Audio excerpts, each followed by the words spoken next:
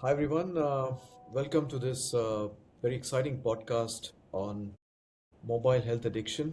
Uh, this is something which has been very much sought after. I think something which a lot of uh, you know people have been asking for. So I'm very happy to have with us today Dr. Harkunwar from Manoshanti, Bangalore. Uh, a very good morning, Dr. Harkunwar. How are you doing today? Good morning to you as well, Ketan. I'm doing great. I'm really excited for the podcast and, of course, spreading our, important discussion to a wider and general public. So, quite excited. Thank you. So Avi, thank you very much for your time. And without further ado, let's get on with it. Why don't you start with introducing yourself for the audience? You have a brilliant track record as in this field, so I'm sure the audience would love to hear more from you. Okay, sure, Ketan. Yes. Uh, Hello, everyone, and anyone who may be watching or who may watch this. I'm Dr. Harkuwar Singh Sidhu. So I'm a psychiatrist who just completed his MD in psychiatry last year, almost last year. It's been around 7 months, and I completed it from Kasturba Medical College, Manipal, which is again an institution which has a very thorough and very good psychiatric department. And I would also like to use this podcast to give a few shout outs to Dr. PSVN Sharma, Dr. Sameer Kumar Praharaj, Dr. Sonia Shinoy, and Dr. Ravindra Monoli, amongst many others who have helped shape my understanding of psychiatry and how to approach it. And I'm just grateful to have learned it through them. And here I am because of them. And after my MD, I got in touch with Dr. Naren Rao, who again is another brilliant mentor and teacher to me. And I've been working with him at Manoshanti, Bangalore for the past 7 months and learning from him. So that pretty much summarizes my journey in as a psychiatrist. It's a bit of a young journey. I just started, but I'm excited to see where it goes. Well, thank you very much. Congratulations, and all the best. Now that you've started embarking on your Yeah, journey of psychiatry, wish you all the best. And as again, great to have you here. yeah, The topic for today, as you're aware, Dr. Harkunwar, is yeah, mobile phone addiction. Now, mobile phone addiction, the term itself, people don't even think that they have addiction. I mean, we know that we have nicotine addiction, alcohol addiction, drug addiction. These are well known, right? yeah. And have been doctors and educators have been talking of messages. You see the messages that it's injurious to health, but mobile phone addiction, is it really an addiction? Do you think that Yes. term is true?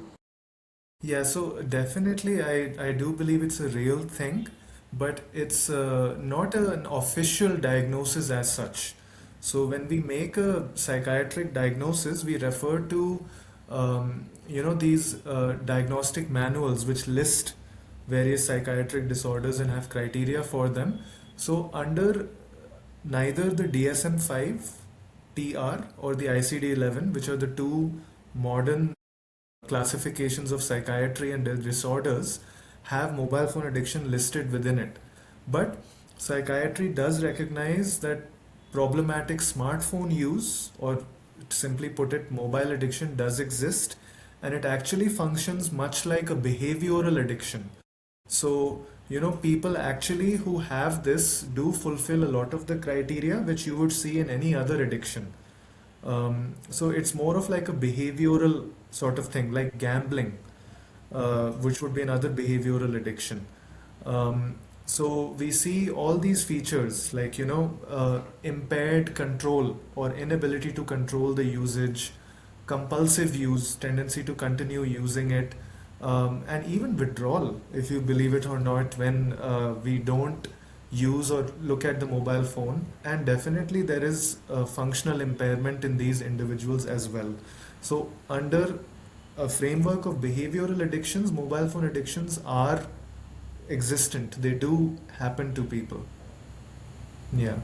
Wow, that's just amazing. I mean, uh, so what does when does normal usage, right? See, we live in a world where without mobile phones, it's almost impossible, right? Yeah. Everything is online, and across ages, professions, stages doesn't matter. So when does normal usage cross the line into addiction? And also, just a addition on that, what's happening in the brain that makes checking our phone almost compulsive? Yeah, okay, those are very good questions. So yes, of course, all of us use a smartphone, all of us use mobile phones, the but that doesn't mean that all of us are addicted to it as well. So not by hours of usage alone do we cross into the line which we call as addiction. The line is crossed when we see definitive criteria for an addiction, any addiction. So, in the case of mobile phones, it would be you lose control over using your mobile phone, which many of us may be doing but may not agree or accept within ourselves. So, for example, I'll stop using it in 5 minutes but repeatedly fail. I'll go back to it every time when I have nothing to do. So I'm unable to regulate my usage or control of the mobile phone. And another thing would be that we continue to use it despite harm, which is a common pattern in addictions where individuals continue to use the addictive thing despite it causing harm. So, mobile phones, many of us or some of us actually may use it despite it affecting our sleep, affecting our work, affecting our relationships, using it excessively while interacting with other people, also therefore making the relationship between two people shallower because you have this other thing which you're continuously looking at on the side. And the other final thing would be distress or irritability when the access to the mobile phone is restricted. So when you look at these three things, loss of control, using despite continuous harm, and distress or irritability when you restrict your access. These three features, if they're strongly present, you can confidently consider that the line has crossed into an addiction. And actually, when you look at our diagnostic manuals, all substance addictions or behavioral addictions follow the same criteria. Yeah, and sorry, to follow up with your next question, which I almost forgot, that what happens in the Yes, brain? to the What brain's was the, physiology. Yeah. uh, So what's happening in the brain? So maybe from a physiological perspective, neurological perspective, because you see the external signs, right? Control and but what's happening? Does is it true that the brain's physiology also changes? Is there some changes happening because makes checking our phone very compulsive? yeah, so uh, all addictions do alter our brain physiology, and it's a bit more, uh, you know, distinct and also more important in the case of mobile phones because we are all exposed to mobile phones whether we like it or not. And what smartphone use does is because of the fact that it's meant to be a very interactive platform for us, a smartphone, it has so many features. When we use it, it actually taps into our dopamine mediated reward pathways, the same ones which are activated when we use drugs. Of course, it won't give you the same high, but we never realize the extent to which it keeps us engaged. So, the same mechanism, which is something known as a variable reward schedule. Variable, I mean, we can just shorten it down to VRS.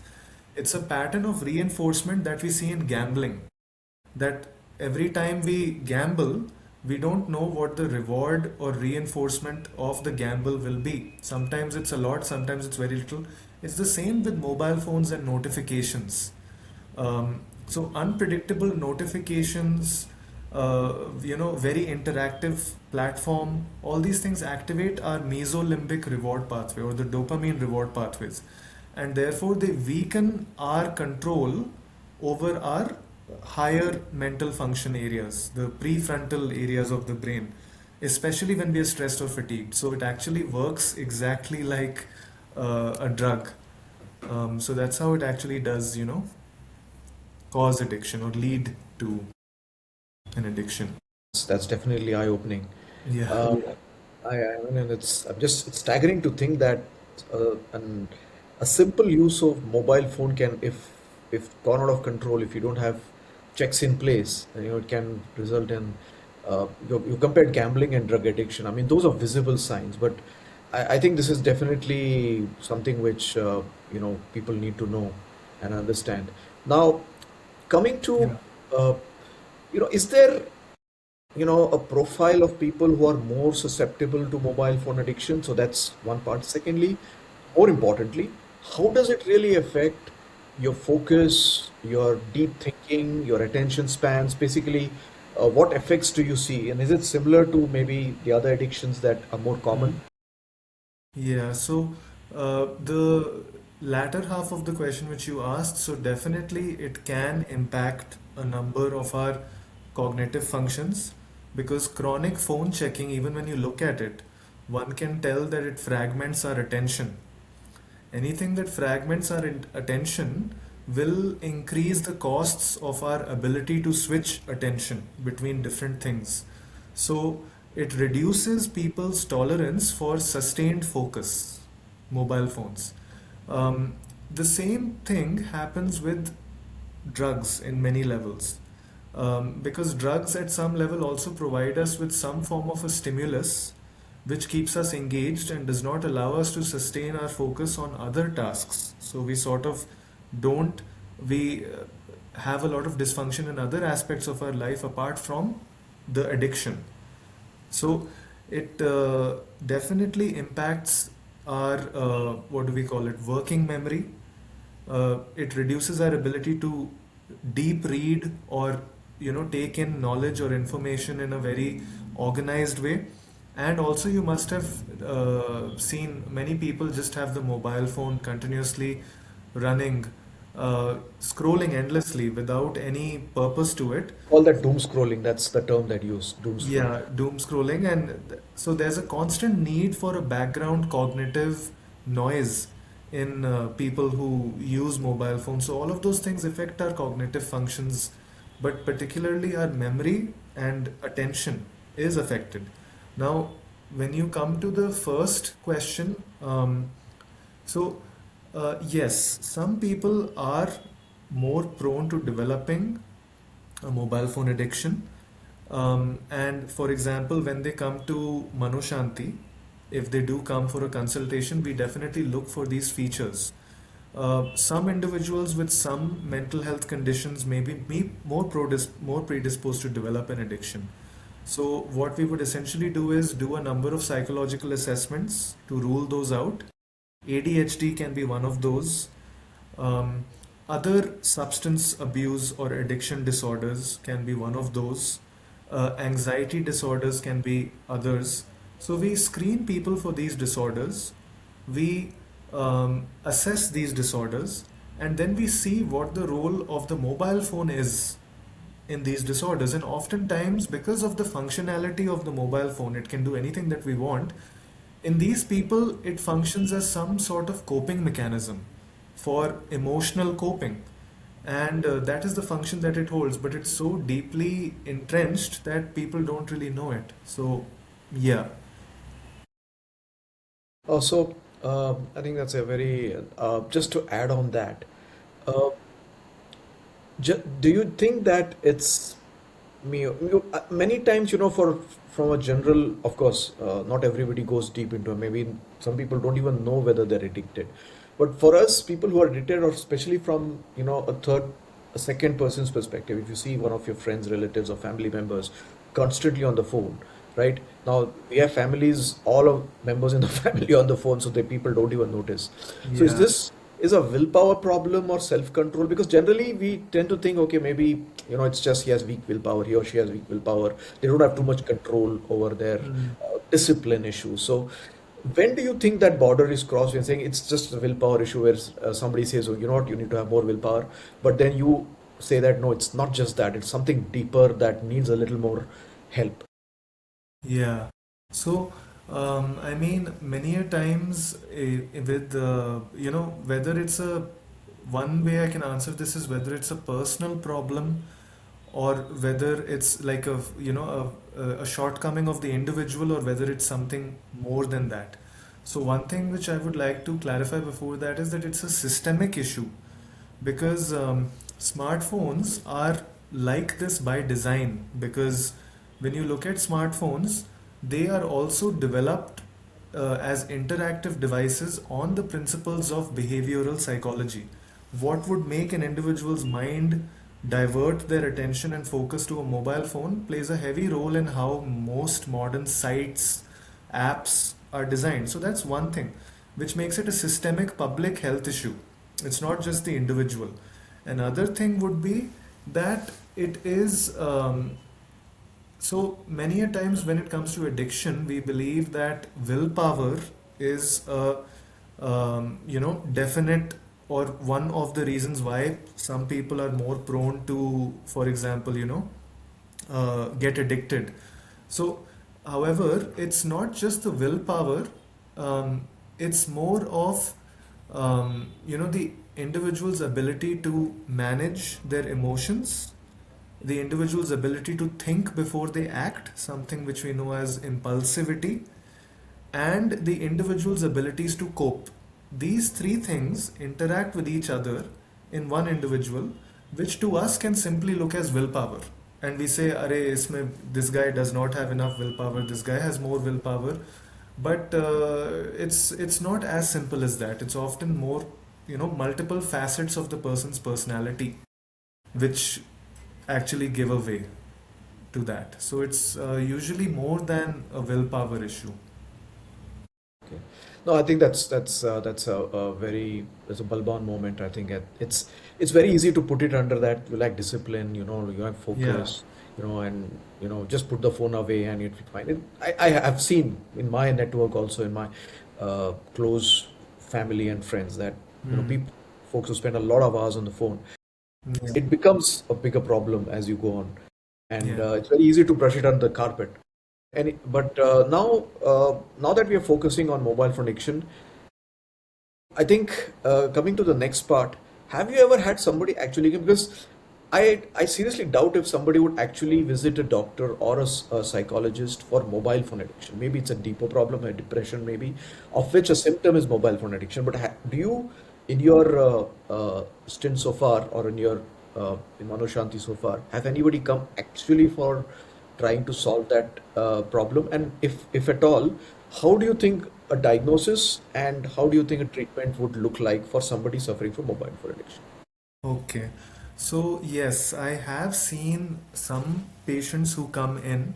Usually, it's children or teenagers who are accompanied by their parents, with the parents having a legitimate concern that, so and so person is addicted to mobile phones.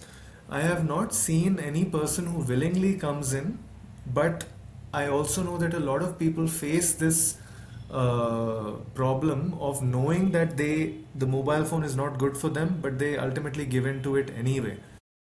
So I would say that mostly children and teenagers brought in by their parents.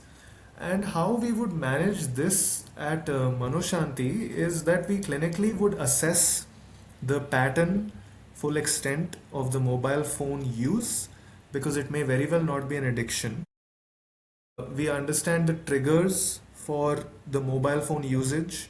Oftentimes, it's boredom, which is the biggest trigger, but people don't know that boredom tolerance is a very big thing which allows us to regulate our emotions, our creativity, our ability to plan.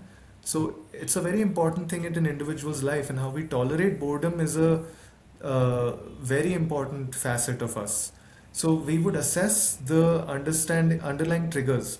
We would also look for, any associated disorders that they may have. Like I mentioned, anxiety, depression, ADHD, which may predispose them. And we would avoid labeling that person till we see a clear-cut impairment.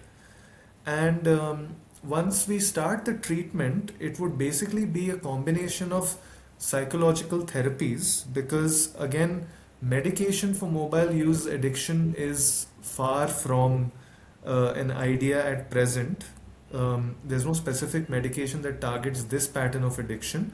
But we use principles of cognitive behavioral therapy, which basically allows us to restructure an individual's mind and give them a new perspective of looking at their own thoughts, emotions, and behavior. We use mindfulness based interventions, and we use behavioral scheduling or stimulus control, which basically means that we don't phase out or stop mobile phone use completely because we all need it. It's a part of our life now. But we make sure that eventually the goal of these therapies is to make mobile phone use in such a way that it's intended to be used that way, and not as an addiction. So it should serve clear purposes, not serve as an emotional avoidance strategy. It can be put down by a person without any distress. It doesn't interfere with their sleep, focus, or relationships. And it's consciously chosen to be checked, not reflexively just checked. So, because health isn't zero use, it's freedom of choice to use the mobile phone. So, that's what we would do. I think that's amazing. I think you brought up some very important topics. See, we have spoken enough now on the symptoms. We have spoken on the diagnosis. We have spoken about how it looks like. Now let's look at something more serious, right? Long-term consequences. See, any addiction, so nicotine addiction or cigarette addiction, obviously lung cancer or oral cancer, we know it very well, right? And chain smokers also know that. Yeah. Alcohol affects your liver.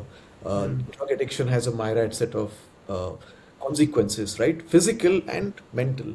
Now, mobile phone addiction, what are the long-term consequences you think if somebody is chronically addicted?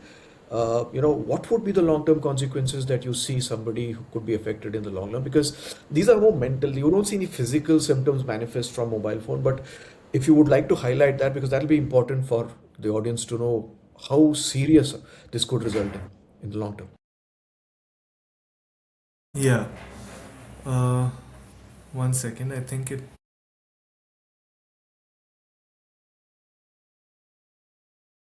Hello?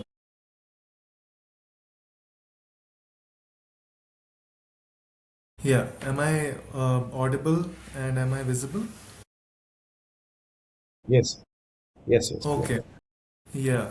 So, what I would like to say is that there are not, presently, we're still in the early stages of understanding the long term consequences of mobile phone addiction.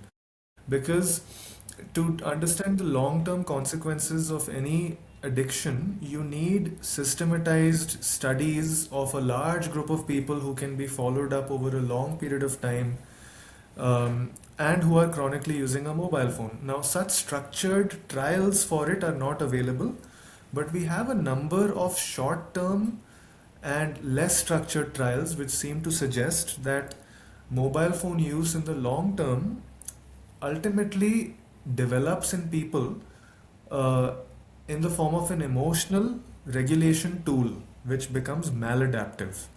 And it is heavily associated in people or with people who have anxiety, depression, and sleep disturbances and some level of baseline restlessness. Um, in many cases, this may mean ADHD when I refer to the restlessness, but overall, it serves a bi-directional relation with a number of other mental health disorders, where it serves as some sort of maintenance or regulation tool which we need to address ultimately. And other long term consequences can include what I mentioned before. There are deficits in attention, working memory, task completion, organization, all these basic facets which allow us to live responsibly can basically be affected by mobile phone use. But again, this is not definitive evidence. What I'm quoting is, early studies and smaller trials. It's not conclusively known. Okay. No, I think that itself is because see, I think it's interlinked, right? I mean, mobile Yes. phone addiction, you may get addicted to the mobile phone, and that causes bigger problems in your personal life, emotional, Yeah. mental, and vice versa. Also, if you're suffering from some issues, then the mobile phone becomes like your outlet for your companion and outlet for all your pent up energy and Yes. emotional outlet. So yeah, I think you raised valid points. Now let's come see. You spoke about kids, right, at pre-teenage and all, and there's enough studies there, and I know parents know that too much of mobile phones, social media, particularly on mobile phones, is very harmful, right? And just recently we had the Australian government bring up a regulation Ban. where less than Yeah. 16 years you cannot use mobile, basically social media itself. But let's focus on adult, right? Because see, all as professionals, we live in our mobile phones. You right, all of us. Let's take a busy executive who lives on a mobile, and they pretty much spend s- the entire day on mobile. Maybe work, maybe anything. But when do you actually say an adult is actually addicted? Kids, it's fine because kids don't need to use a mobile phone. But adults, where the mobile phone is a important part of their existence and a part of their daily day-to-day life.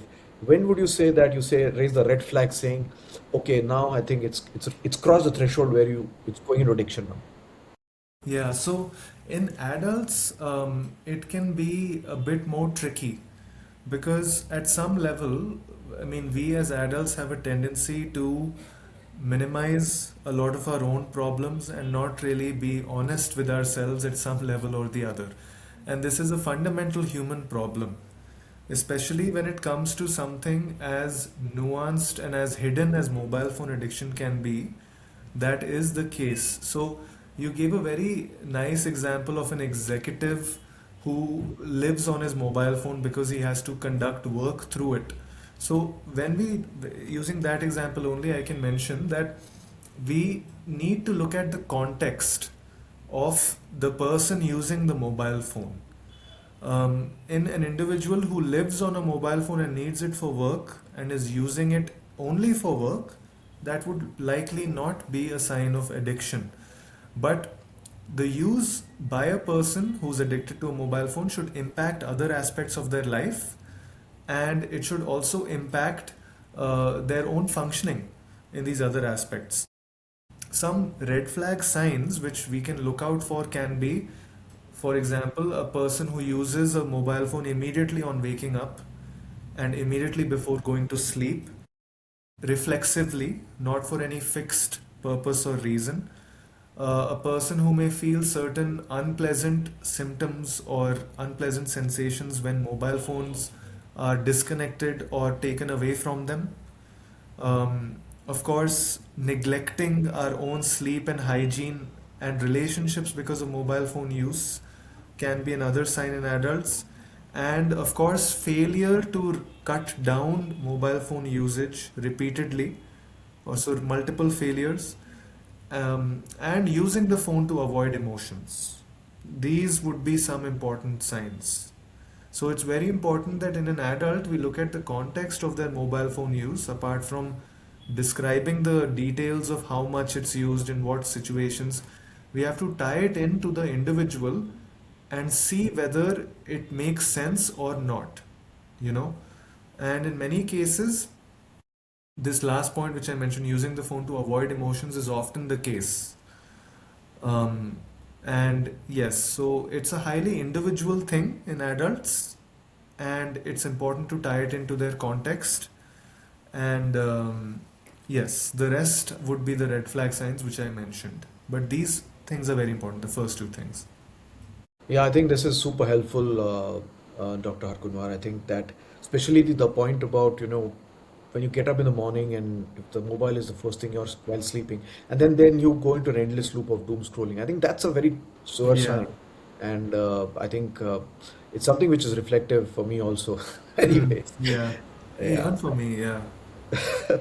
Anyways, that's this is great. On now, so now is quitting. Some people talk about digital detox, right? And you keep Hmm. on hearing these terms. And people actually charge courses, right? Take courses and charge quite a lot for digital detox, which involves everything from meditation and pretty much any normal uh, you would use for any medical condition or mental condition to very using apps, right? In fact, I attended a digital detox session, I remember, and the suggestion to do that was to download two apps to actually let go of your digital detox. Okay. So, so it's quite a funny thing. But anyways, Yeah. Is quitting, does digital detox work, or is quitting realistic? Because, we live in a world where we just cannot live without a mobile phone, or even maybe laptops or digital. It's so connected now with AI also coming in. Now we are even more connected because. So is it realistic? When people say, when you say that, let's go away and listen your time. Is it really possible? And how much time do you think it takes? Somebody is chronically addicted to the mobile. How much time does it take for somebody to really function normally without short addiction? Yeah, so again, the concept of digital detox is it's a good concept theoretically, but given that, like you just mentioned, we live in a world which is dominated by social media and artificial intelligence, realistically, quitting cold turkey or digital detox with respect to mobile phones, it often fails. Because it's kind of hard to do when everything that we do in today's world is through technology. But evidence does support a structured sort of reduction, and environmental changes, and teaching the individual certain skills, what we call as skills-based therapies, which allow them to use these skills in times when they don't need to be using the mobile phone, but the mobile phone was serving a role for this particular problem. So phones, we should know, are tools, and the goal is to regulate the use of it and not elimination. So the important thing here would be that you know we have to tell an individual that the goal is not to make them realize that mobile phones are harmful, but the context and extent to which they are being used can be problematic. So the shift, as per at least available evidence, is structurally reducing environmental changes, or changes in the individual's working environment, and teaching them important skills which would substitute the mobile phone. These things definitely have helped people, but I can't really give a definitive time because, like I said, every individual is different, so it varies from person to person. Yeah, I think that's true. I think there's no one size fits all kind of a solution. It depends on Yeah. multiple factors. I think that echoes. Now, I think just one last question. I think this Okay. has been really great, brilliant inputs, insights into what mobile phone addiction is. Now, what are the maybe two or three practical changes that you would want to talk about that would genuinely reduce dependence on mobile phones? And maybe we are almost 2026, right? And let's say we want a healthy relationship with your phone. Hmm. Think of it, Yeah. a mobile phone is like an extension to, Yeah. although it's a digital device, but you have kind of a relationship with it in some way. So, what would a healthy relationship with that kind of mobile look like? So, when it comes to two or three changes which I would recommend, I would say that one thing which we can all do is remove variable rewards from mobile phones. And what I mean by that is we should turn off all the non-essential notifications which we have and keep only those notifications on which matter to us really and which have an impact on our working life, on our social life, and whatever else. But to basically keep all the non essential notifications turned off. Another thing would be that we create friction in our lives in a good way to keep mobile phones out of places where we need to really rest and relax. So, when we are working, or when we are in the bedroom, when we're going to sleep, when we need some me time, we should not use the mobile phone. We should keep it away from us at those times. And another thing is, we should try to manage our time with the mobile phone by blocking intentional usage of the phone instead of constantly grazing through it. Because we should remember that small structural changes outperform willpower in this case. So, a phone that would serve a clear purpose, which is calling, texting, and keeping in touch, is a phone that serves clear purposes. It should be put down without any distress. It should not interfere with our sleep, with our focus, with our relationships, and it should be chosen consciously. So it should be basically these things which I think we can do to, you know, help and have a healthier relationship with our smartphone. Yeah, I think the easiest thing to do is probably check out our iPhones and Android and go back to the Nokia or 1100 feature phones where you didn't have any of those apps. Yeah, yeah, yeah, yeah.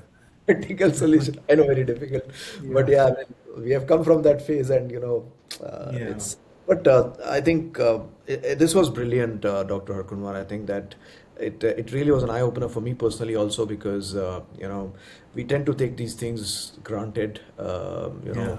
and we don't even notice because everybody is on mobile phones, right? But you Yes, really dwelled upon some very important aspects of how it could affect and how to guess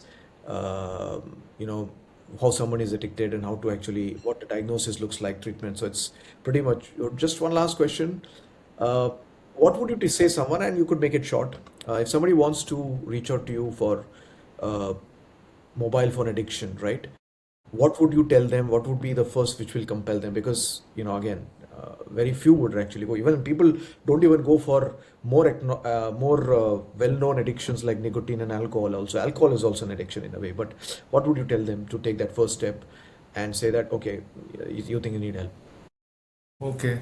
So I would say the first thing to them would be to recognize it and accept it because it's a way of the world now. Unfortunately, our culture is becoming heavily,